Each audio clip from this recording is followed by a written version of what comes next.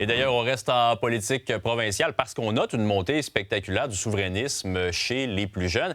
Écoutez ça, il y a près de 56 des 18 à 34 ans qui sont favorables à l'indépendance du Québec. Et avec moi pour en parler, je reçois Nando Pastorino, il est co-animateur du balado Génération Oui. Bon midi, Nando. Bon midi, Simon.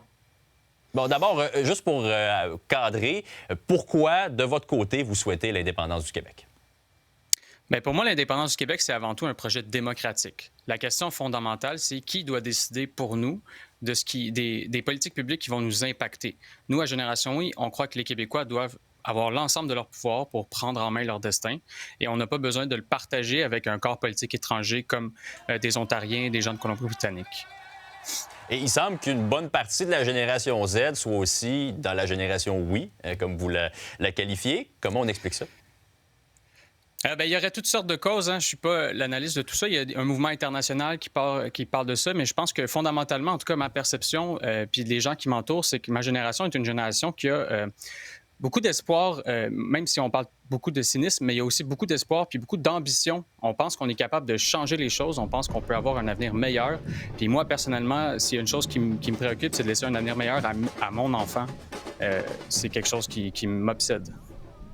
Bon, moi, en 1995, j'avais 7 ans. Vous étiez sans doute pas né. Il y a une partie du Québec, une grosse partie, qui s'est jamais prononcée sur l'enjeu de la souveraineté du Québec. Est-ce que vous pensez que ça explique une partie de l'écoute de la part de la jeune génération au souverainisme?